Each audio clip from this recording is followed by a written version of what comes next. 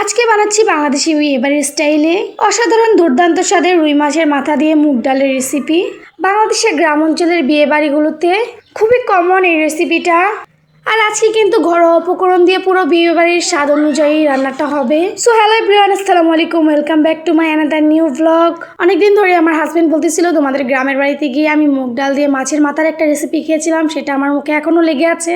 আবার যদি গ্রামের বাড়িতে বিয়ের দাওয়াত পাই, অবশ্যই আমি এই রেসিপিটার জন্য, এই মুগ ডালের রেসিপিটার জন্য হলেও বিয়ে খেতে যাব। তো ভাবলাম বেচারাটা কবে না কবে বিয়ের দাওয়াত পাই, এর থেকে ভালো আমি বাসায় খুব সুন্দরভাবে একদম ঘরোয়া উপকরণ দিয়ে বিয়ে বাড়ির স্টাইলেই রান্না করে দিই। যেরকমই ভাবনা সেরকমই কাজ। তাই একটু দেরি না করে সঙ্গে সঙ্গে লেগে পড়লাম এই বিয়ে বাড়ির অসাধারণ রেসিপিটি বানানোর জন্য। প্রথমে চুলায় একটা কড়াই দিয়ে তার মধ্যে এক বাটি পরিমাপ মুগ ডাল দিয়ে দিচ্ছিলাম। সেটা খুব সুন্দরভাবে ভেজে তার মধ্যে কিছুটা পরিমাপ পানি দিয়ে দিচ্ছিলাম। এরপরে খুব সুন্দরভাবে মুগ ডালটা ধুয়ে পানি ঝরিয়ে পাশে রেখে দিয়েছিলাম। এরপরে কড়াইতে কিছুটা পরিমাপ তেল অ্যান্ড কিছুটা পরিমাপ পেঁয়াজ দিয়ে খুব সুন্দরভাবে ভেজে ওই তেলে কিছুটা পরিমাপ গরম মশলা, কিছুটা পরিমাপ এলাচ, দারচিনি দিয়ে খুব সুন্দরভাবে নেড়েচেড়ে হালকা একটু ভেজে দেন এরপরে ওর মধ্যে 1 চামচ পরিমাপ আদা রসুন বাটা দিয়ে দিচ্ছিলাম। চাইলে আপনারা এখানে তেজপাতাও অ্যাড করতে পারেন, আমার বাসা ছিল না তাই আমি স্কিপ করেছি।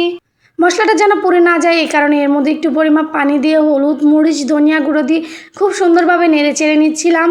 আর এগুলোই সব পরিমাপ মতো দিয়েছিলাম। অ্যান্ড এরপরে একটু পরিমাপ লবণ দিয়ে আরও খুব সুন্দরভাবে মশলাটা কষিয়ে উপরে তেল উঠিয়ে এর মধ্যে যে মাছের মাথাগুলো রেখেছিলাম সেগুলো খুব সুন্দরভাবে ধুয়ে আমি পরিষ্কার করে এখানে দিয়ে দিচ্ছিলাম।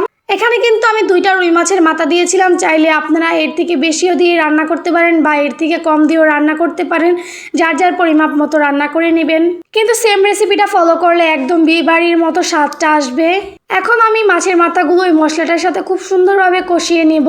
সাথে অল্প একটু পানিও অ্যাড করেছিলাম যাতে করে নিচে মশলাটা একদম পুড়ে লেগে না যায় আর সুন্দরভাবে মাছের মাথাটা একদম মশলার সাথে কষতে পারে। আচ্ছা, যারা এখন পর্যন্ত আমার ভিডিওটা দেখছেন তাদের জন্য জাস্ট একটু রিকোয়েস্ট রইল, আমার ভিডিওটা যদি আপনারা নতুন দেখে থাকেন অবশ্যই আমার চ্যানেলটা সাবস্ক্রাইব করে আমার পাশে থাকবেন। আর ভিডিওটা ভালো লাগলে একটা লাইক, কমেন্ট অ্যান্ড একটা শেয়ার করে যাবেন। আর যারা এখন পর্যন্ত আমার চ্যানেলটা সাবস্ক্রাইব করে দিয়েছেন তাদেরকে অসংখ্য অসংখ্য ধন্যবাদ। তো এখানে আমি রান্না করছিলাম আর ভাবতেছিলাম আমার হাজবেন্ড যখন এই রান্নাটা খাবে সে তো ভীষণ খুশি হয়ে যাবে। আর তাই হয়েছে, যেই রান্নাটা খেয়েছে তারা সবাই প্রশংসা করেছিল এই রান্নাটার। এই তো এখানে যখন আমার মাছের মাথাটা খুব সুন্দরভাবে কষানো শেষ হয়েছে তখনই আমি এর মধ্যে মুগ ডালটা অ্যাড করেছিলাম। তখন আমার ক্যামেরাটা অফ থাকার কারণে আমি ওই ফুটেজটা নিতে পারিনি। তো এখানে মাছের মাথাটা অ্যান্ড মশলার সাথে আমি মুগ ডালটাও খুব সুন্দরভাবে ভেজে ভেজে কষিয়ে নিচ্ছিলাম। আর এরপরে আমি কিছুটা পরিমাণ পানি অ্যাড করেছিলাম মুগ ডালটা অ্যান্ড মাছটা অলমোস্ট সিদ্ধ হওয়ার জন্য। মাছটা তো প্রায় সিদ্ধ হয়ে গেছে, তবু মুগ ডালটা সিদ্ধ হওয়ার জন্য আমি কিছুটা পরিমাণ পানি এখানে অ্যাড করেছিলাম, যেটা ভিডিওর মাধ্যমে দেখতেই পাচ্ছেন আমি কতটুকু পানি অ্যাড করেছিলাম।